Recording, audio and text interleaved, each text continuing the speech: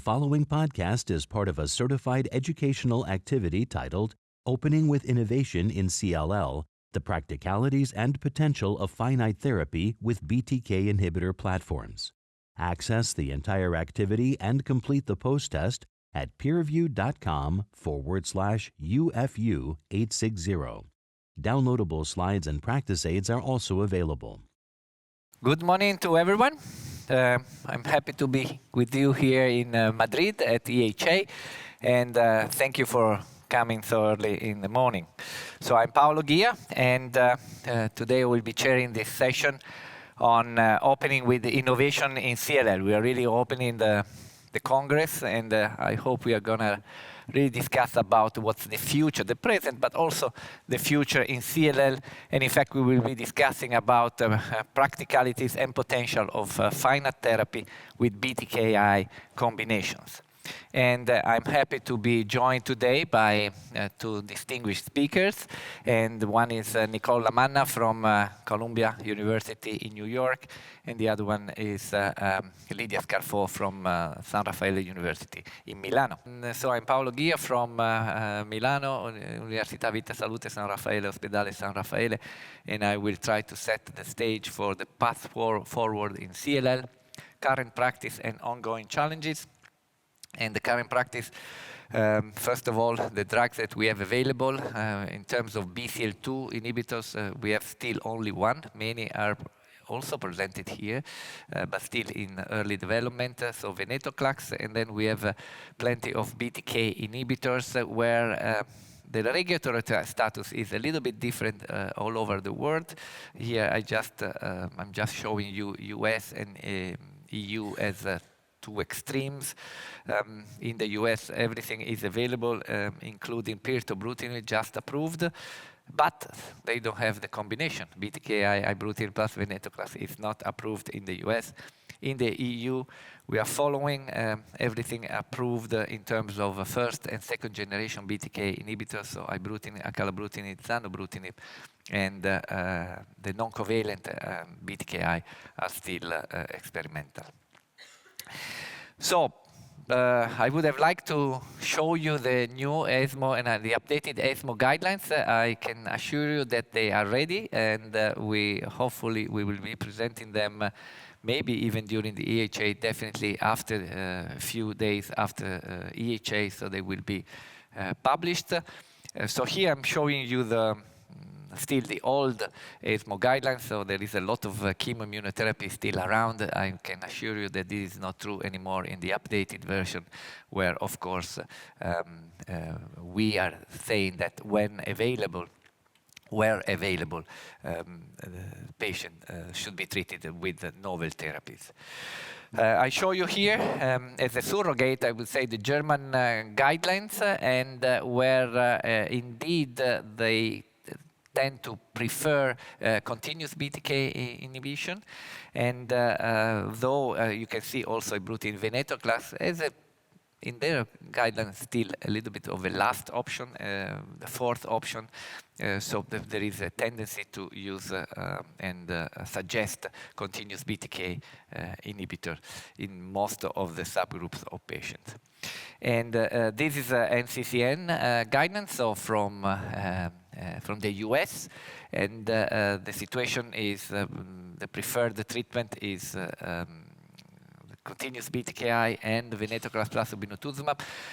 The combination between BTKi, in this case ibrutinib plus venetoclax, is of course only among the other recommended therapies because it's not approved in the US, but of course they are aware of the data and therefore they cannot disregard the combination, and in fact it is recommended, and it is recommended for both patients with and without p53 aberrations. We already received a question from home about this, and we will be discussing also this point, how this combination can be useful for patients with high-risk feature, in particular p53 aberration. And actually, just to disclose my conflict of interest, I will be presenting tomorrow a combination between zanubrutinib and venetoclax in patients with deletion 17p.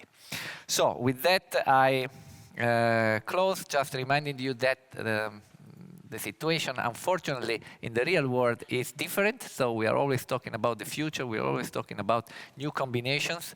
But when we look what is really happening, as we already had a glance from the polling question here, is that 1/3 of the patients are still treated in frontline in the US with chemoimmunotherapy. And as Eric, as the European Research Initiative on CLL, we also presented an abstract at ASH, and now we have a paper submitted and ready for publication that is also showing that the use of chemoimmunotherapy still remains strong also in the European community.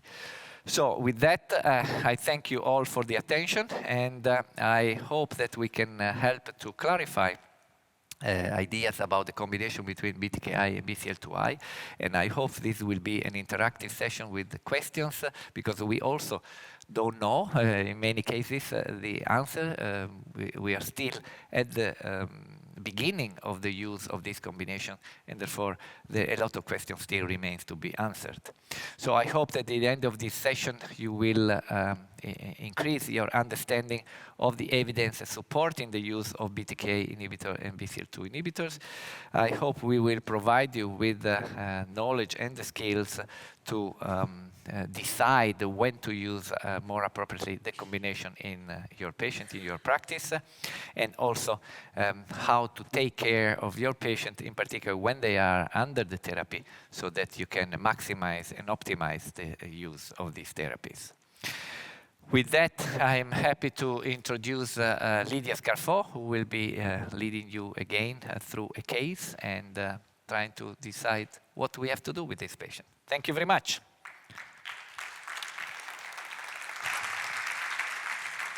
Thank you so much. Good morning, everybody. Thank you for being here so early in the morning.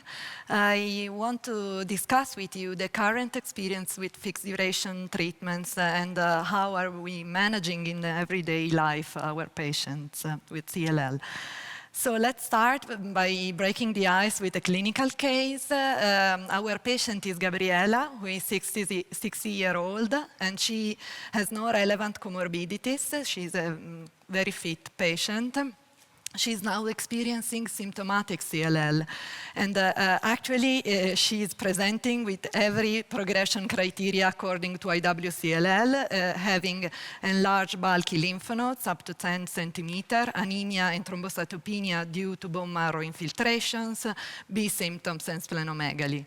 So following the guidelines, we performed a biomarker assessment, and we found that the CLL is carrying unmutated immunoglobulin genes, but is devoid of TP53 aberration.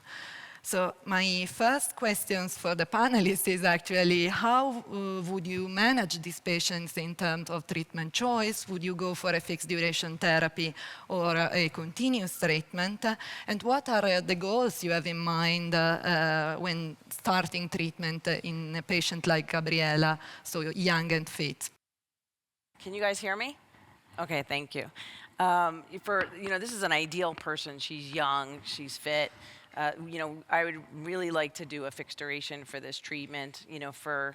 We do not have ibrutinib venetoclax available yet in the US, so we would be going towards venetoclax and obinutuzumab unless they're on a clinical trial where we have a fixed duration combination. But this is the ideal person you want to get off therapy because she's only 60 and she's going to have years ahead of her. So I would absolutely recommend a fixed duration unless she didn't want to by patient preference.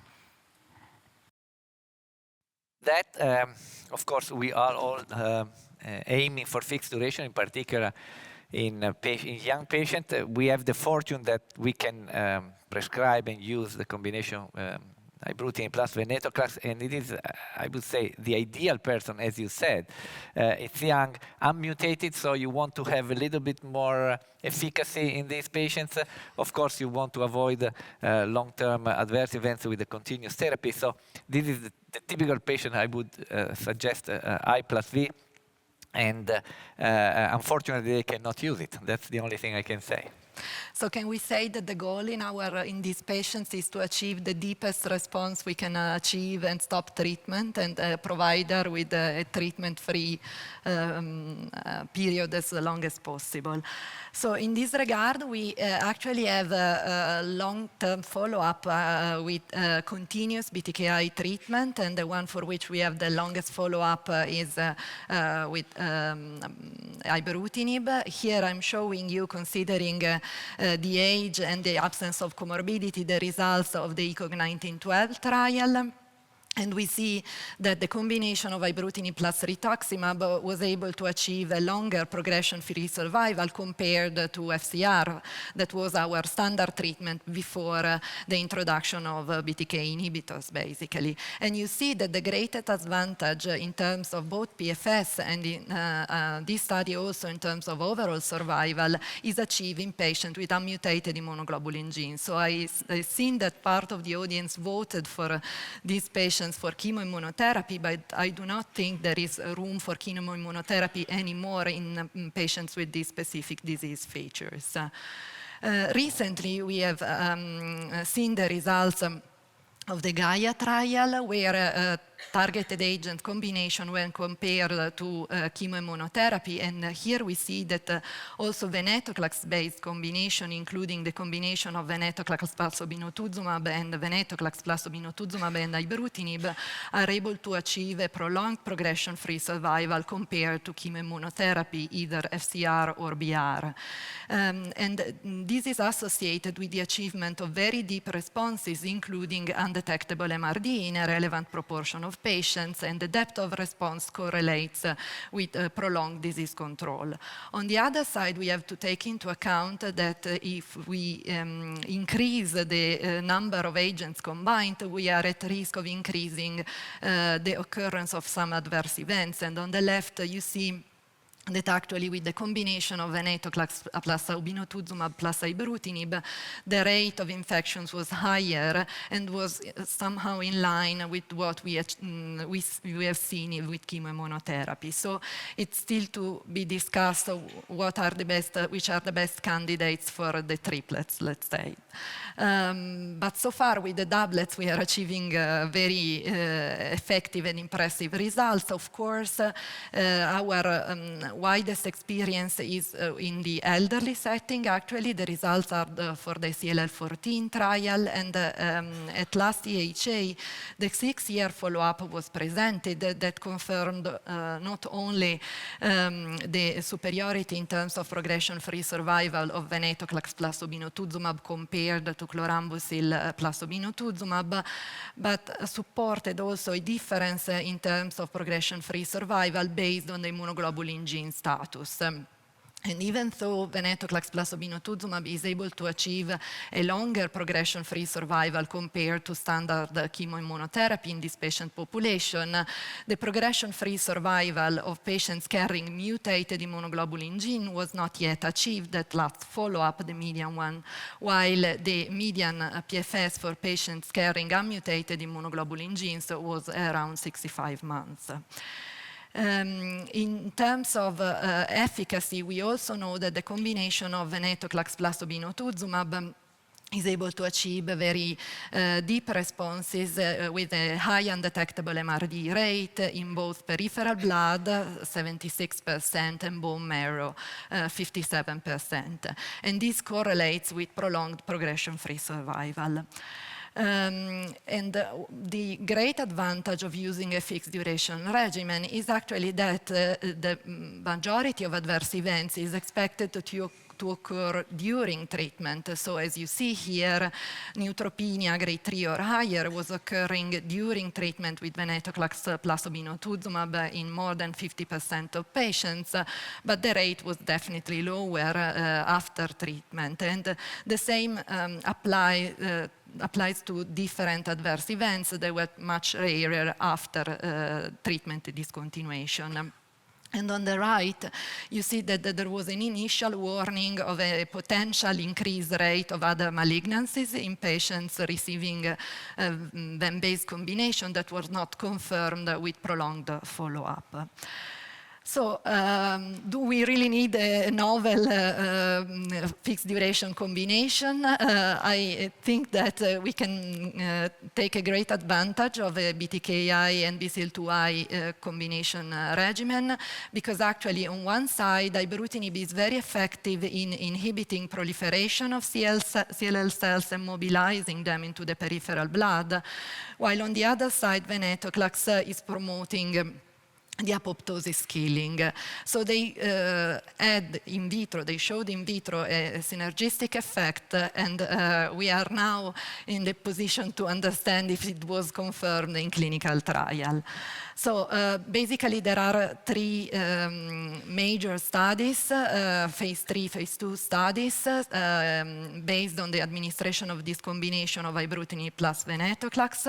The first one I want to discuss with you is the Captivate study. It's a quite complicated design because they have two cohorts. One is MRD guided, and the other one is based on a fixed duration administration, so 3 months of ibrutinib lead-in, followed by 12 months of the association of ibrutinib plus venetoclax. Then all patients discontinue treatment.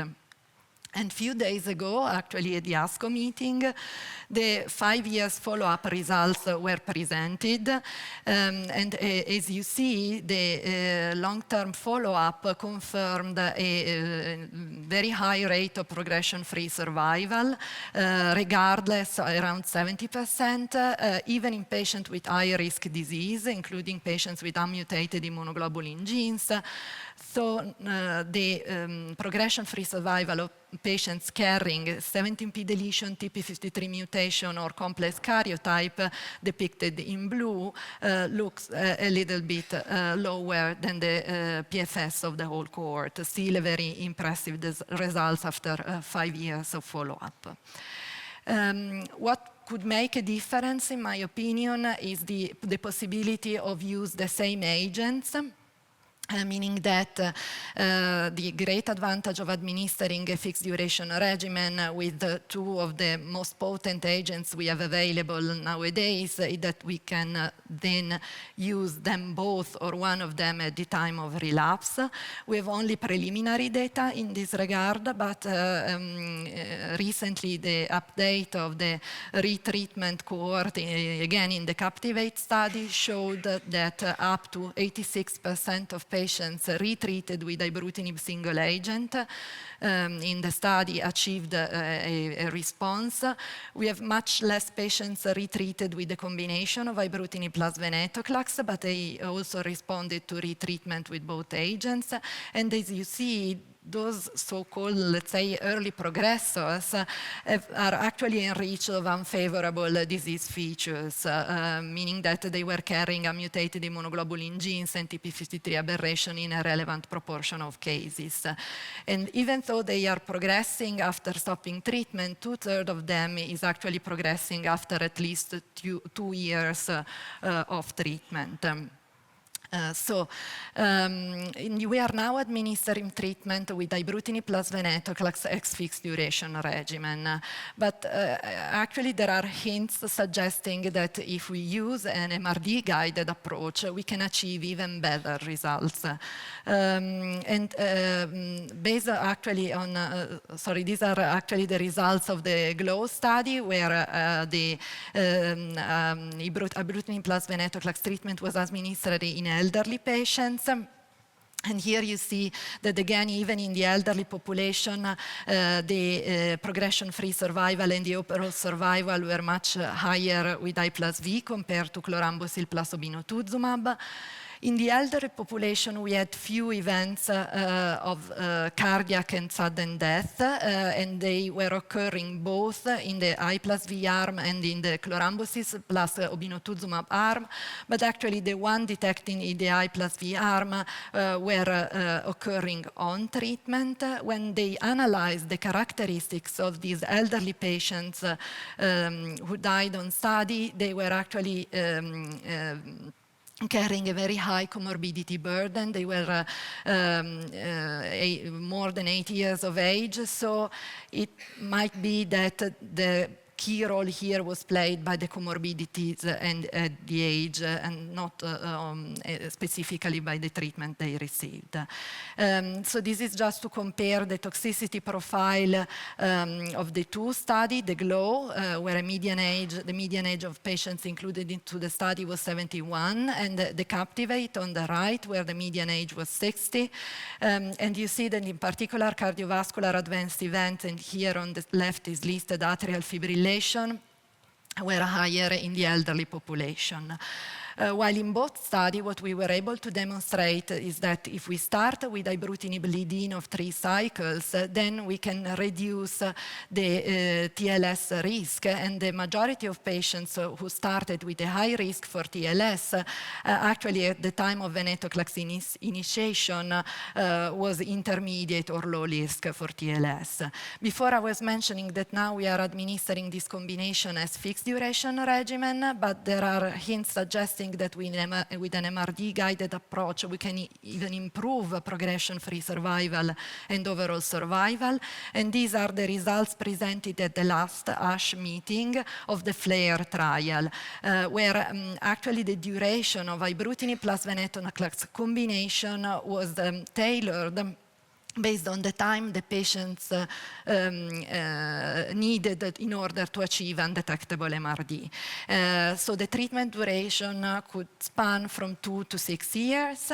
And you see that this way, the progression-free survival at 4 years was more than 90% in the I plus V arm. And the overall survival was around 95%. So very impressive results with the combination administered in MRD-guided fashion. In the next years, probably in 2025, we will also get some insights from the CLL 17 trial.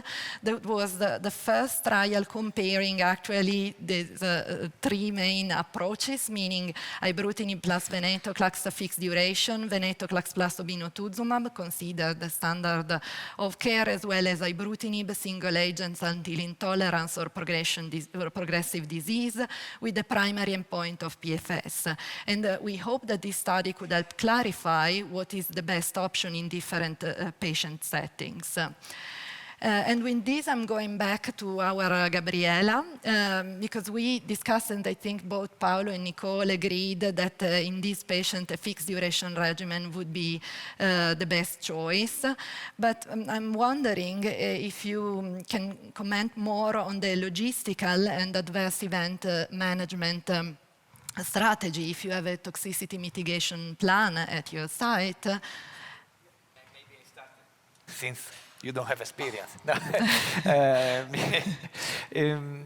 So the fixed duration with ibrutinib plus venetoclax, of course, has the advantage that it's all oral, so there are not so many logistical issues, and that I think is what is really making us deciding about using this combination compared, for example, to venetoclax plus obinutuzumab. Still a young patient, probably working, probably having activities to do, so you don't want to come to the hospital, stay there for a few hours to get the infusion, and so on and so forth. So that's the advantage, I think, of the combination.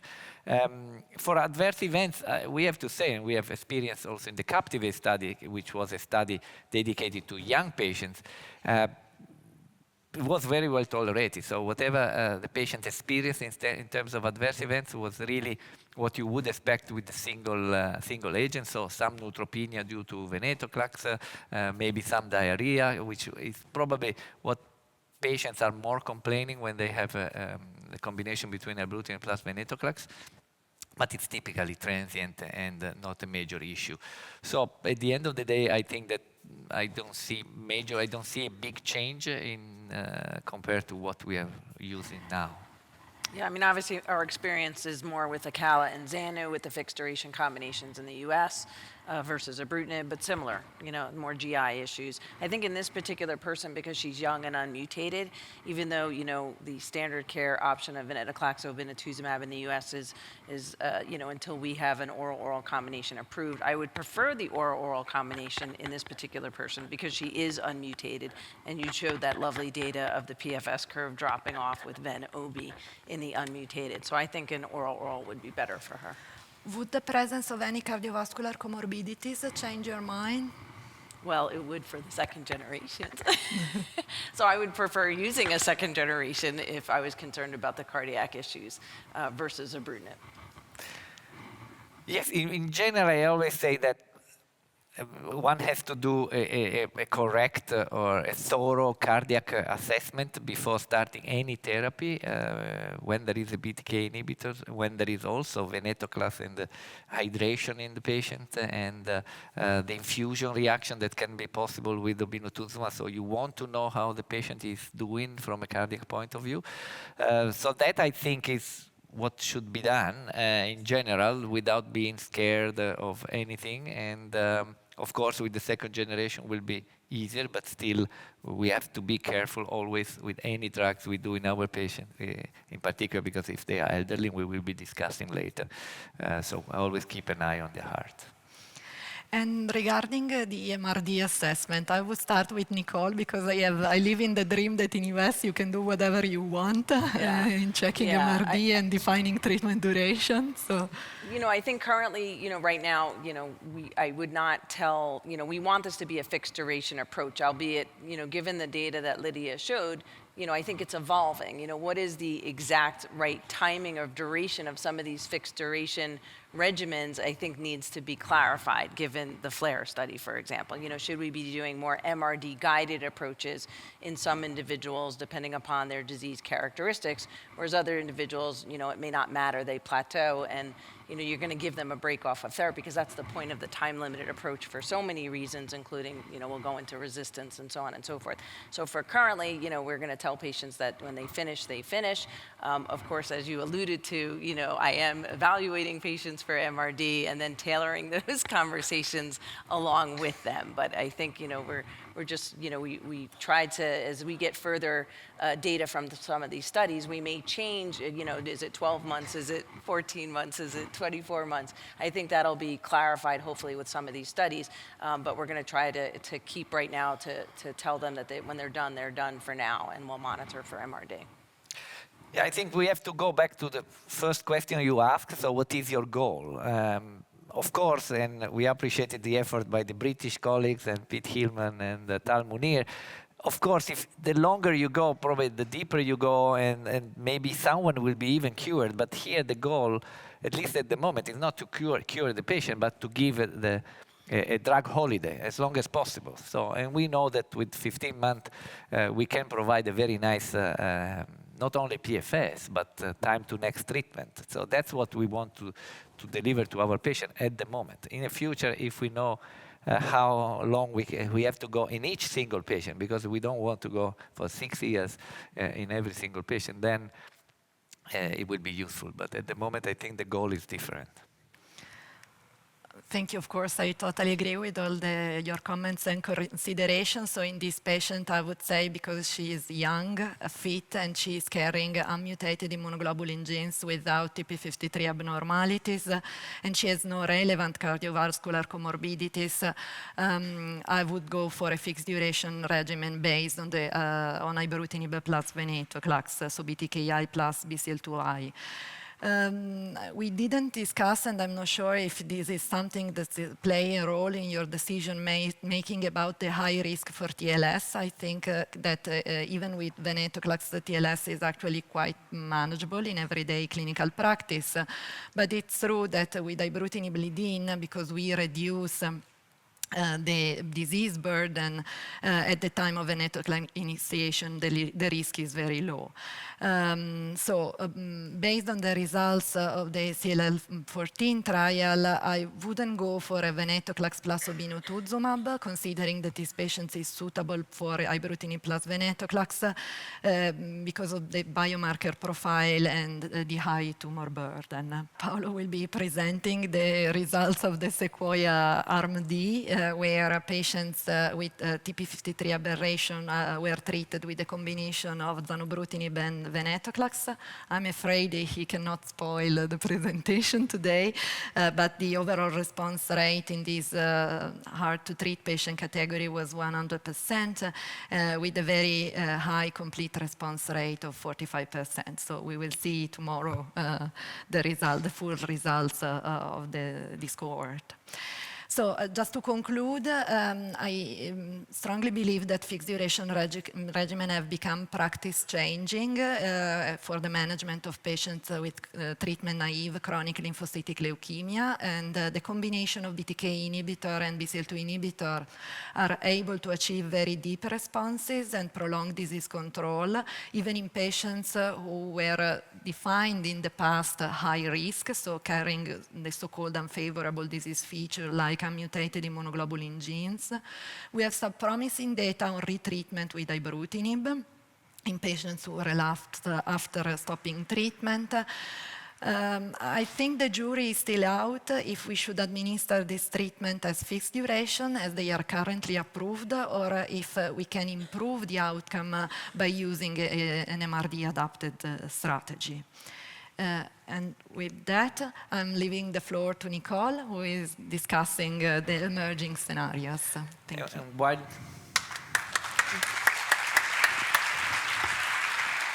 And while Nicole is moving to the podium, another issue which is still open, and we saw it from your polling question, the use of anti-CD20. So the additional anti-CD20 combination, nobody is convinced yet. The data is really mature, so probably we have to wait for the Amplify, which is a study comparing immunochemotherapy, acalabrutinib plus venetoclax, and acalabrutinib plus venetoclax and obinutuzumab. So that's probably where we will see much more results. Very good. Please, Nicole. So I'm actually going to talk about the triplets in my role today and go over a little bit about the treatment planning, some of the safety considerations when you treat your patients. We're going to start again with a case. So this is an older individual. So we have Stefan, who's 74 years old. He had CLL diagnosed 5 years ago and now has a progressive marked lymphocytosis with anemia and thrombocytopenia. He's unmutated. He does not have a deletion 17p or TP53 mutation, but he does have a history of hypertension, COPD, and his ECOG performance status is 2. So I think just to set the case, I'll refer to my panel here. Is this patient, he's older, is he a candidate for time-limited therapy, and would the preferred combination partner with venetoclax be with ibrutinib or obinutuzumab? Lydia, you want to comment on that? That's a tough question. I think the main issue here is the age and the comorbidity burden, even more the comorbidity burden than the age, because nowadays it's very difficult to set a threshold to define elderly patients. So here we have actually a patient with hypertension, COPD, and his performance status is 2, so he is not doing very well currently. This is, I just say, the classical setting where I would discuss with the patient the different options, meaning that for some patients living far from the hospital, it might be difficult from a logistic standpoint to come to receive the IV infusion of obinutuzumab if we choose venetoclax plus obinutuzumab. That actually was validated in the elderly population, so it should be, let's say, applicable also to our Stefan. On the other side, considering the cardiovascular comorbidity, probably I would go for a second-generation continuous BTKi if I have to choose a continuous treatment. I'm not entirely sure about the combination of ibrutinib plus venetoclax being the best choice in this patient, provided that we cannot further optimize the performance status. So I would probably discuss with him between venetoclax plus obinutuzumab or continuous second-generation BTKi. Yes, probably I get along. It's really a case where you have to discuss with the patient, where patient preferences is really becoming the first the reason to choose a certain treatment. It is true that, theoretically, you can use anything in this patient. Probably it's easier than the young patient where you want to do the fixed duration with much more readiness, while instead in this patient, if you start a continuous BTKi, I mean, we already showed and published that patient can survive as long as unaffected individual. So I don't really see any problem. Probably with the second generation combination, we will be a little bit more prone to use even BTKi plus venetoclax. Of course, there are logistical issues. Patient has to come in to do the ramp up. So yeah, it will be a matter of discussion with the patient, yes. But again, you are not making any mistake. Agreed. And in this in this individual, like you said, they pretty much can have a functional cure with even chronic continuous BTKi therapy. So I'm going to talk about acalabrutinib and zanubrutinib and the combinations. We're going to look at some of the historical data as well as the head-to-head data. Now, as Lydia noted, we have updated from the ELEVATE-TN study. This was the study in treatment-naive patients with acalabrutinib plus or minus obinutuzumab versus chlorambucil and obinutuzumab. And now with 6 years of follow-up, you can see the estimated PFS for the arms containing acalabrutinib were, of course, far superior to chlorambucil and obinutuzumab. This is not a surprise to any of us. I think what was a surprise, of course, was the addition of obinutuzumab to acalabrutinib, and you can see the split in the PFS curves between that and the monotherapy with acalabrutinib. There's an absolute difference of about 16% here, so that's no small difference. We did not, of course, see that difference when we added rituximab to ibrutinib in a lot of the other studies with adding the rituximab to ibrutinib-containing regimens. But here we did see a difference. Of note, the patients who have a 17p or p53, there was no difference between the addition of obinutuzumab and the acalabrutinib-containing arms. But clear, we have longer data, and this is very encouraging. The data with zanubrutinib from the SEQUOIA study, so this was, again, in treatment-naive patients with patients were randomized to either zanubrutinib or chemoimmunotherapy with bendamustine and rituximab. And you could see with longer follow-up, the median PFS for zanubrutinib has not yet been reached, but for bendamustine and rituximab has been reached at 42 months, now with a median follow-up of about 44 months. So again, encouraging data for the second-generation BTK inhibitors in the frontline setting. Of course, when we look at the kinomes, and all of you have seen this multiple times, you could see that the off-target effects of the different covalent BTK inhibitors, and now we have non-covalent BTK inhibitors as well, that there is a difference and explains some of the frequency of the adverse events that we teach our patients about. We teach them about the cardiac issues, with atrial fibrillation, atrial flutter, as well as ventricular arrhythmias that could occur, easy bleeding and bruisability, and then of course the other annoying side effects that the patients have, rash, diarrhea, arthralgias, joint pain, nail pitting, et cetera, et cetera. And of course, now this isn't theoretic anymore. We obviously have head-to-head data looking at the second-generation BTK inhibitors versus ibrutinib, and they do have less cardiac toxicities in particular, but less off-target effects. And so just to briefly go over some of the head-to-head data, here's the study with ELEVATE with acalabrutinib versus ibrutinib. This was in the relapse refractory population.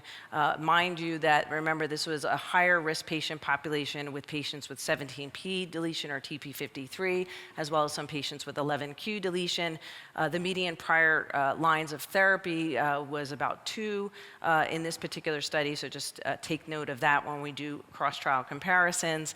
But you could see that there was a lower cumulative incidence of many of the AEs we talk about, particularly the cardiac issues with atrial fibrillation and atrial flutter, but also there was less hypertension, less bleeding complications. And I think another marker of tolerability of these agents, of course, is when we talk about treatment discontinuations of therapy.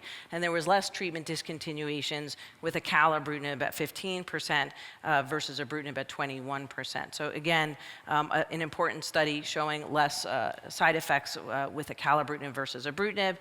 In terms of efficacy, this was non-inferior with acalabrutinib versus ibrutinib, so similar efficacy.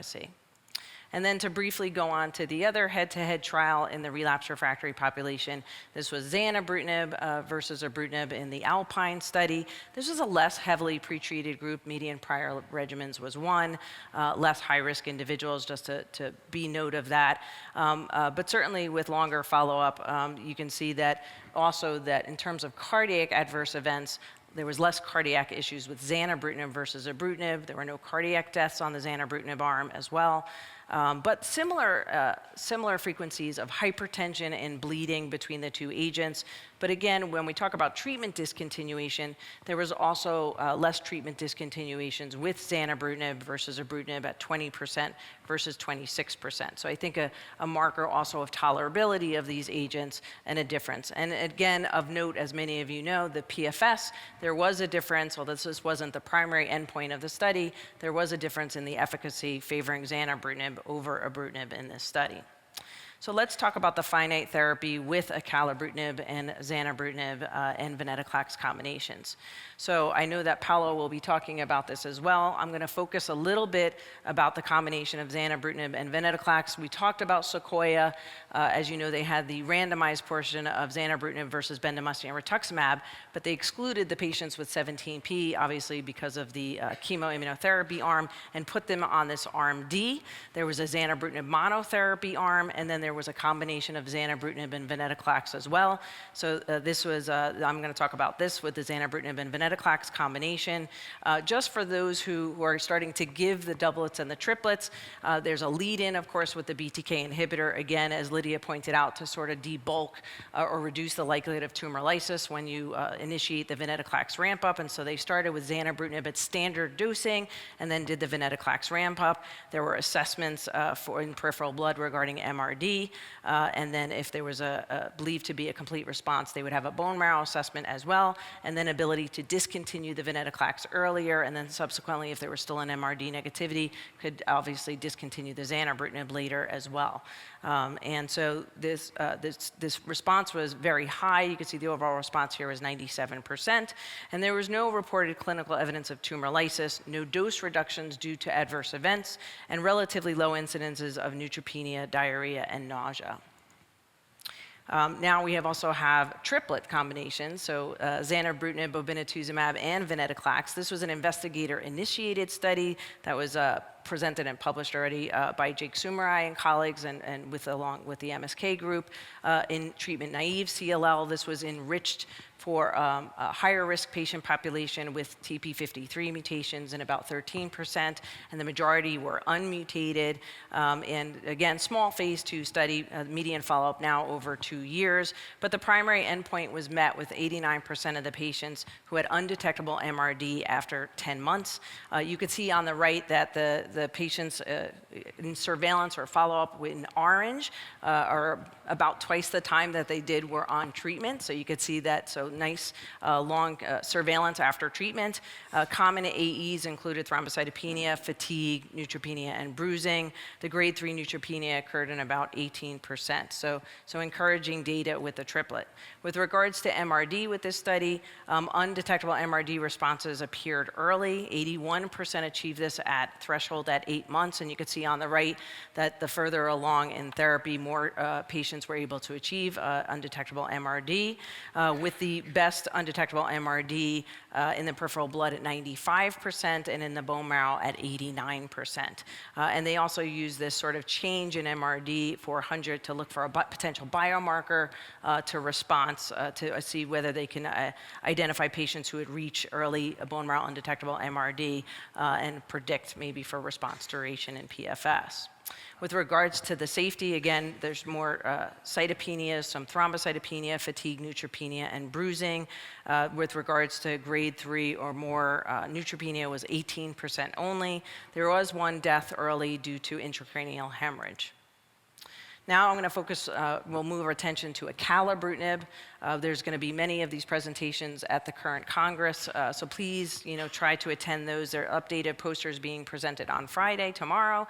We have the phase 2 study of acalabrutinib plus obinutuzumab in patients with treatment-naive CLL by Jan Berger and colleagues, and then a phase 2 of MRD adapted time-limited Accala and obinutuzumab for initial treatment of patients with CLL with MRD outcomes by Lindsay Roker and colleagues. And from some of the data, you could see that the Accala and obinutuzumab well-tolerated, deep remissions, and allowing for time-limited BTKi treatment, right? Because normally we would continue therapy.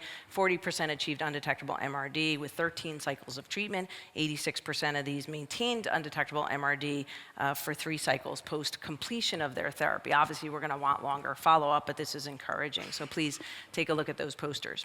So let's talk about the triplets that we have with acalabrutinib. There are many studies running.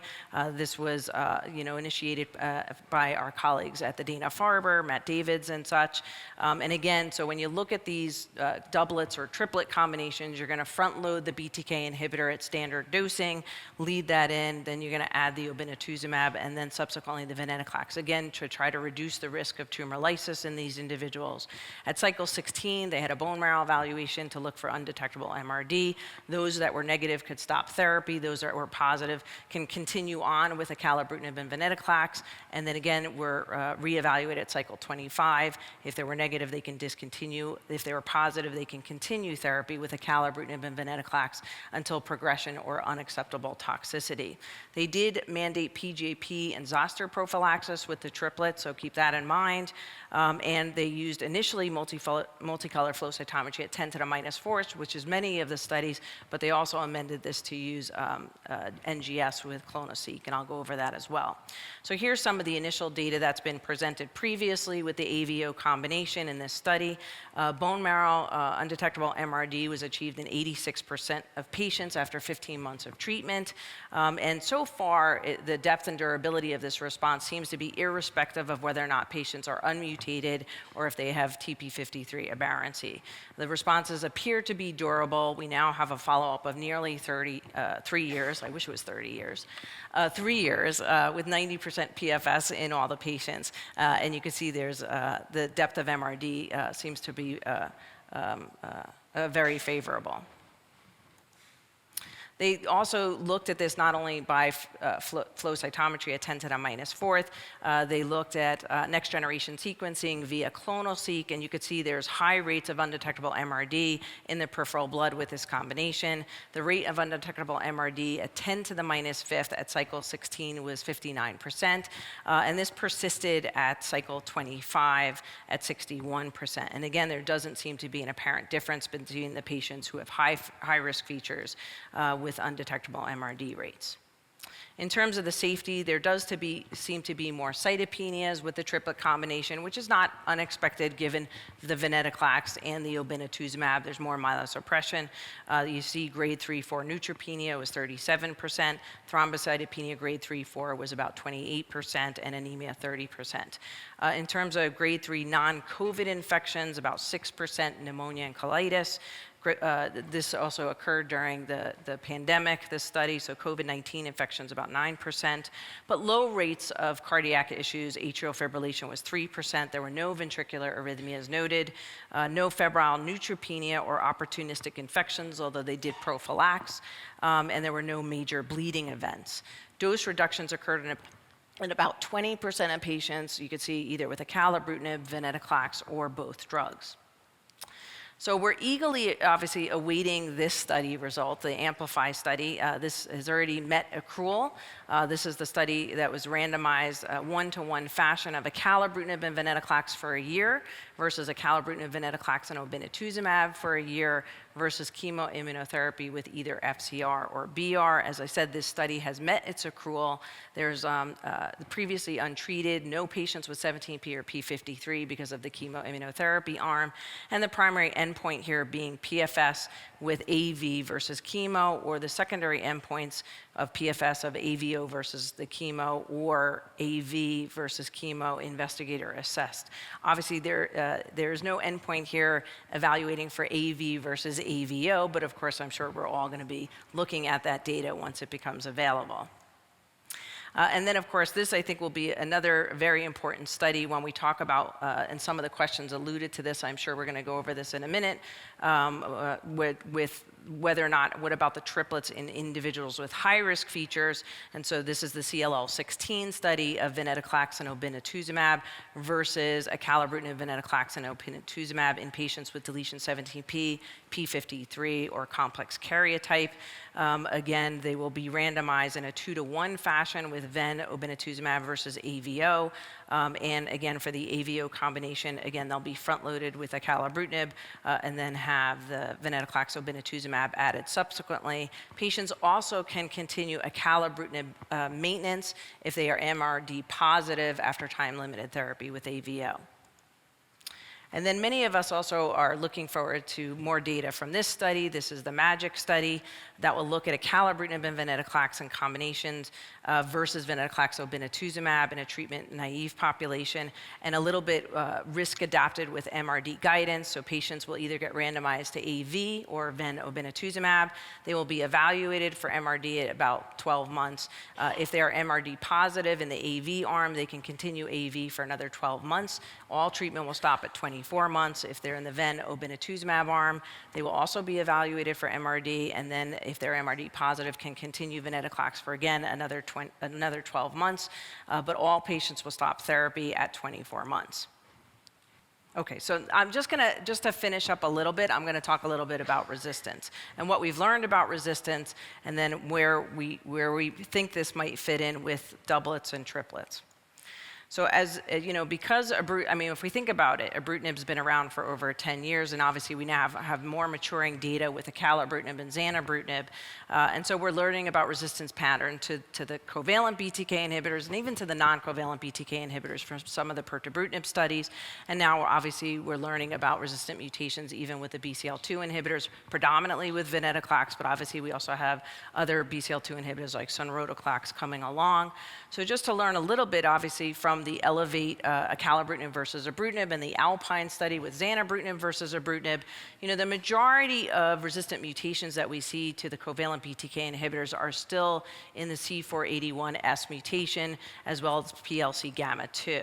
We are obviously starting to see some other much more infrequent, rare other kinase domain mutations such as L528W and some others.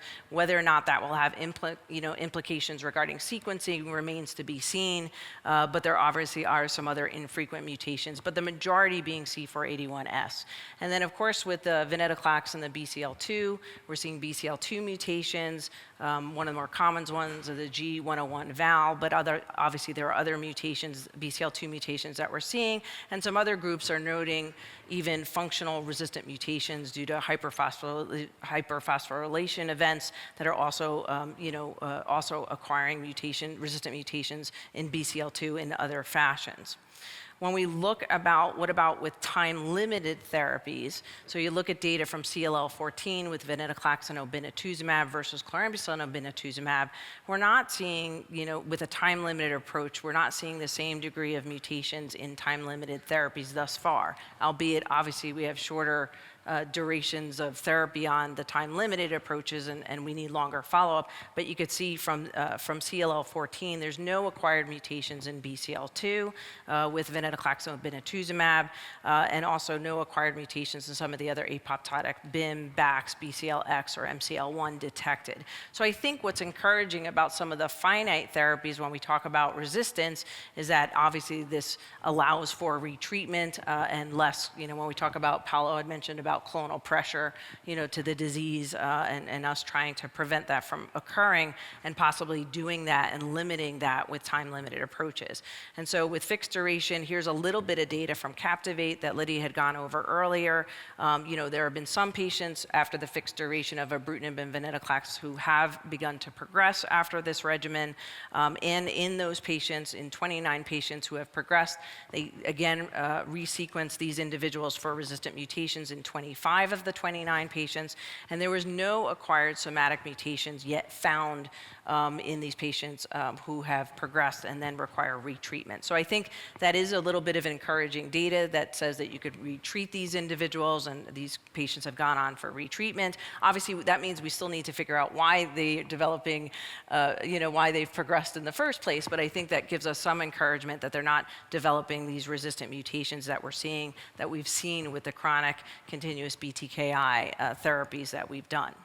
So let's go back to our patient.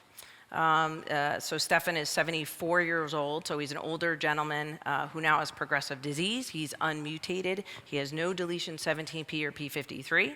He has a history of hypertension, COPD, and an ECOG performance status of 2.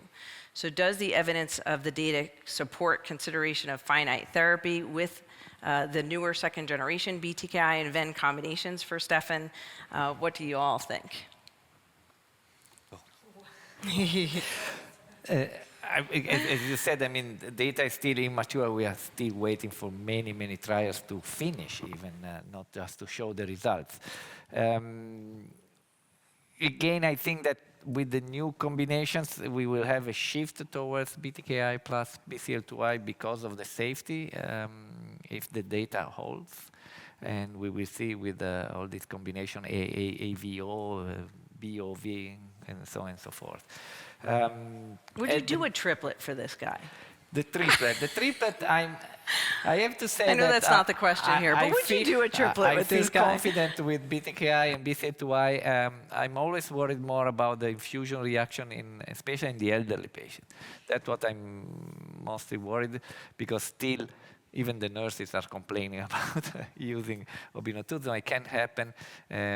So I don't see really strong results to show that there is, at the moment, an advantage. Of course, as I repeatedly said, when we have the Amplify, for example, results where we are really comparing AV plus versus AVO, it will be clearer. At the moment, the data I brought in venetoclax obinutuzumab in the Gaia study shows that there are more infections, as you would expect with the anti-CD20 antibody around. So the jury is still out, I would say. I totally agree. I'd say that the main point in elderly patient is related with the cardiovascular comorbidities. So if we have combination including safer BTK inhibitors, probably I would also shift to the combination of BTKi and BCL2i in the elderly comorbid patient population. Yeah. So just to summarize, and I think this is a fair comment, I think continuous BTK is certainly still an option for this older gentleman. And if you're going to do a time-limited approach, I think I agree with my colleagues. I would probably choose a second generation with either Acala or Xanu plus venetoclax as a good option for this individual who's older and got more comorbidities, including a history of hypertension. And I would probably not give him the obinutuzumab as well, or a triplet combination. Nicole, if I may say something. At the end of the day, if you decided to use the BTKi, continuous BTKi, which is absolutely a wonderful option in this patient, then you don't care anymore about the cardiac issue. Then why not to add venetoclax, who is really not increasing any risk in terms of cardiac comorbidities? As I said, I would not add obinutuzumab. So I think that the step to go for the double combination, have a fixed duration, why not? Yeah, no, fair. So just to sum up, I think obviously Acala and Xanu are more selective BTK inhibitors, proven, with the head-to-head data, certainly to be safer with regards to the cardiac toxicities. I think AV and ZV plus or minus the anti-CD20s are in development and do look promising. I think once approved, obviously ibrutinib and venetoclax is approved here in the EU. I think the more selective BTKi and VEN-based regimens may allow us to extend the benefits to patients who have a broader range of other comorbidities when we really talk about the cardiac issues. And I think they'll be favorable with Acala and Xanu with VEN-based regimens in these patient populations.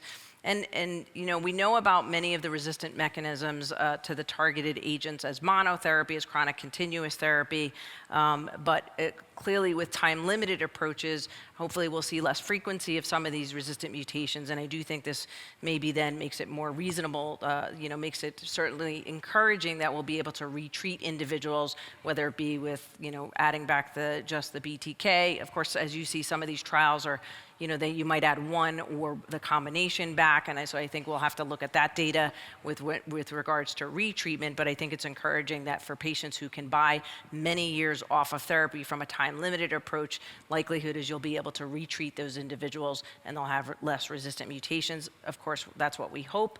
And we'll see with longer follow-up, and we'll see what that data looks like in high-risk individuals with 17p or complex karyotype. And I think with that, I will turn it back to Paolo. Thank you.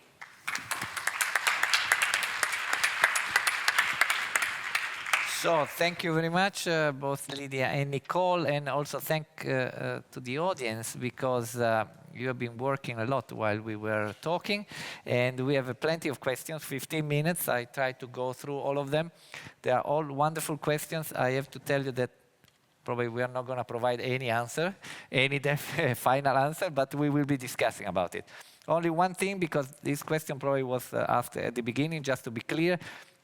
A fixed duration treatment here, we are talking about ibrutinib plus venetoclax and also more or less the other regimen for 15 months, 3 of ibrutinib alone, followed by 12 of the combination between ibrutinib plus venetoclax.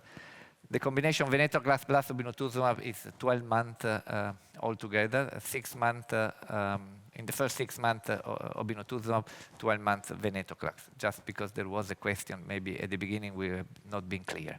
Having said that, I ask you 2 key questions.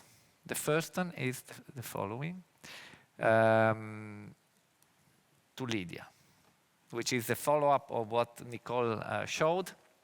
How old is too old? How old is too old for a fixed duration combination, and when do you definitely favor continuous BTKi?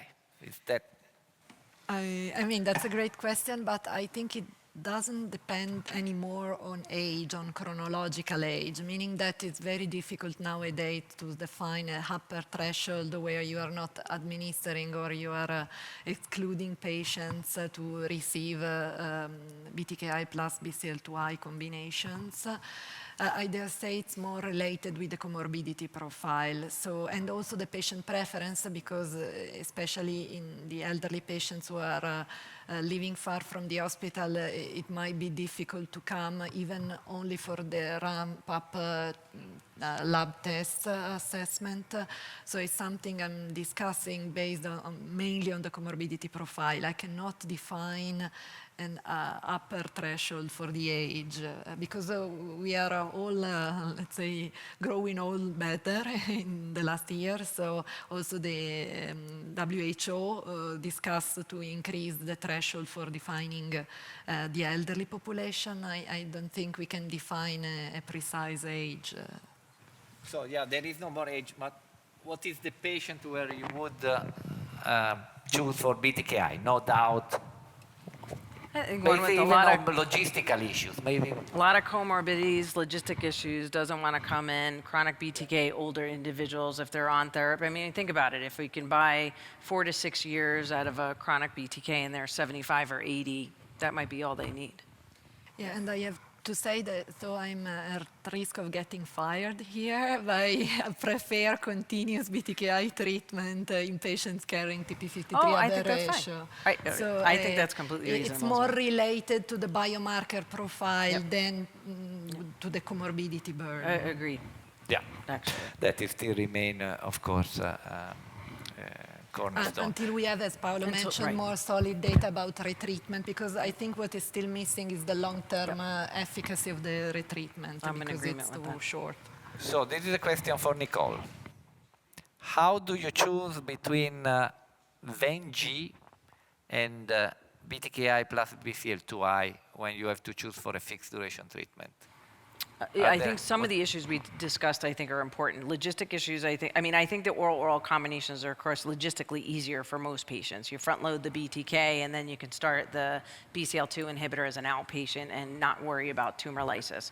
So I also, given some of the other considerations, again, the head-to-head data, I think, will be much more telling. But when we looked at some of the PFS curves, I think the oral-oral combinations, when you look at unmutated versus with Vengi versus oral-oral, we'll see if there's a difference in that subgroup.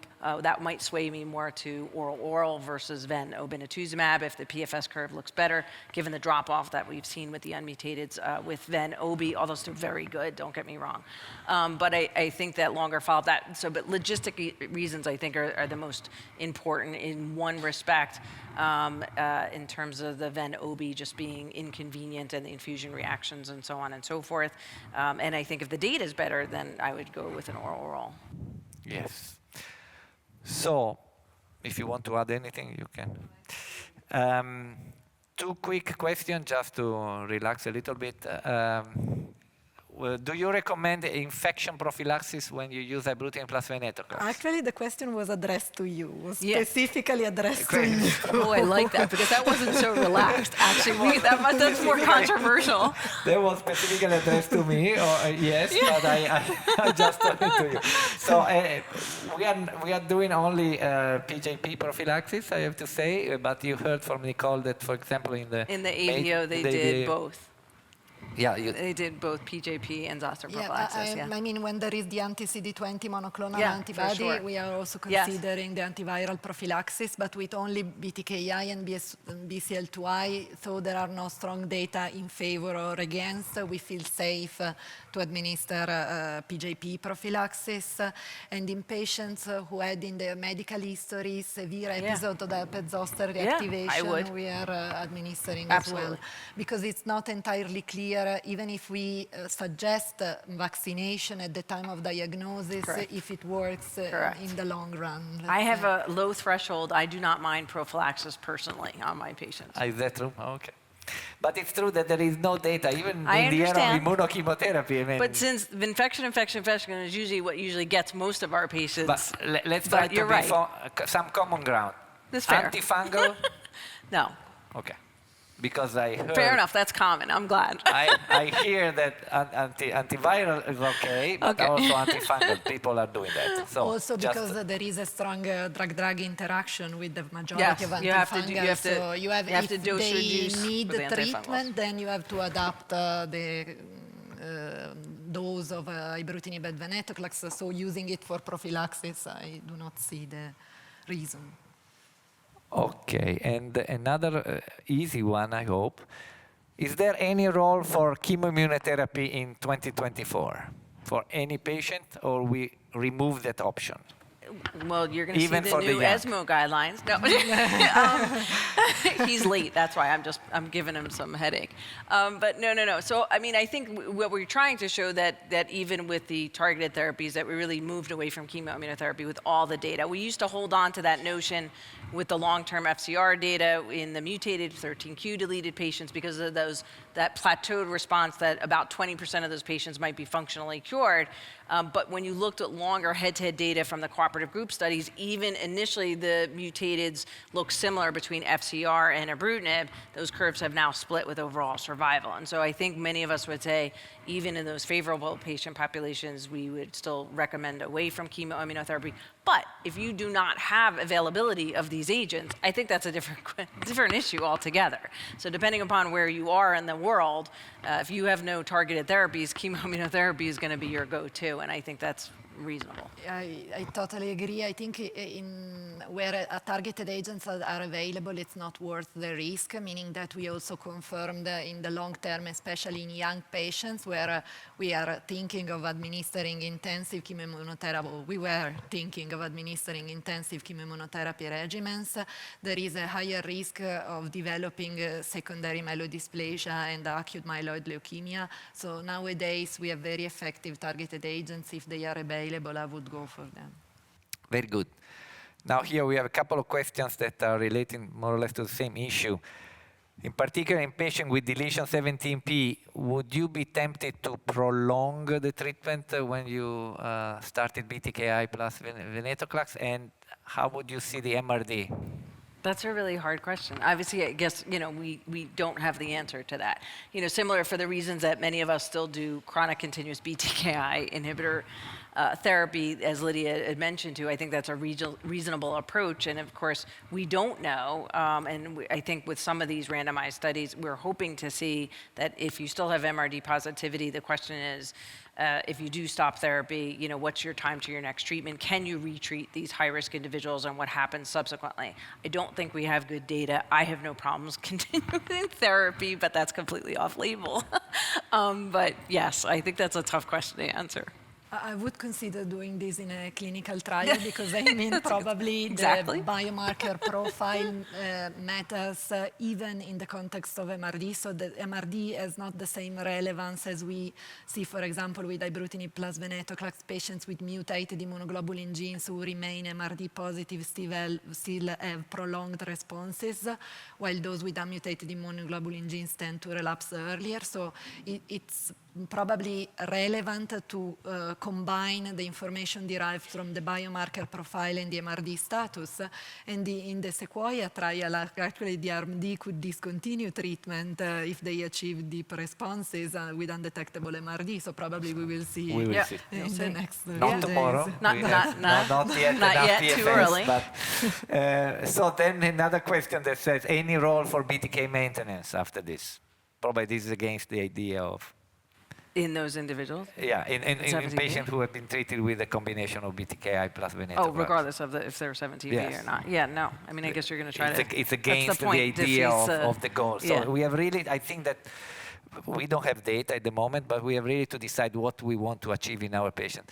So if the goal is to give a drug holiday, that's it. So you give the drug, and because you know that it's a benefit to have the patient off therapy, that's the thing, not to get too deep, because you're also getting more adverse events, maybe more mechanism of resistance, so on and so forth. So I'm curious to see in the Taylor trial where they are comparing different dosage, let's say, of ibrutinib treatment. They are including patients with 17p deletion, and they are allowing to continue ibrutinib only after the 15 months. So I'm wondering how many investigators will choose to continue treatment in this specific subcategory. Very good. So here is a more philosophical question. All therapies all at once or sequential therapy? Why not to do BTKi, then VNR or VO followed by TKI? No, agree. I mean, I think that, some of the randomized studies that really look at chronic continuous versus time limited, whether it's VenG or oral, will be very telling in terms of time to subsequent therapies. And I think we'll get a better sense of what the right thing to do is. I think obviously patient preference and their biomarker profile are important considerations. So I don't think it's a one size fits all when you talk at all at once or sequential therapy. I really think it depends also on your, not just the disease, but the patient in front of you. So you really need to treat the patient in front of you and look at whether or not that patient would really benefit from a triplet versus a doublet or versus chronic continuous therapy, while taking into account their disease characteristics. It is not a one size fits all. I totally agree. One last question is, any rationale to add the anti-CD20? That's, I mean, in a subgroup of patients, in order to increase the depth of response, I think from the elevated TN trial, we have also some hints that especially in the unmutated immunoglobulin genes, this could help in achieving a prolonged progression-free survival. But as usual, as Nicole said, you have to balance pros and cons, and of course, this increases the risk of infection. Yeah, I mean, I think if you're giving a chronic continuous therapy, despite that data, many patients didn't buy into chronic continuous therapy to also have an intravenous portion to their therapy if they're going to stay on a pill indefinitely. I will sometimes use it if I need it for autoimmune complications and front load for that reason. But other than that, if you're doing a time-limited approach, then the question is oral versus oral or even the anti-CD20 a benefit, doublet versus triplet with the IV? That's a different question, and I think that then you do have to look at the patient and see what would be better for them. Okay, so there was another question on when are we going to see the amplified data? We don't know. I might guess ASH 2024. Thank you for coming, and thank you again for being with us, and please rate our symposium. Have a great meeting. Thank you, Nicole. Thank you, Lydia. Thank you for listening. Remember to download the slides and practice aids and complete the post-test for instant credit. This activity is certified by PVI, PeerView Institute for Medical Education. This activity is supported by an independent educational grant from AstraZeneca. To access all materials for this activity, visit peerview.com/UFU860.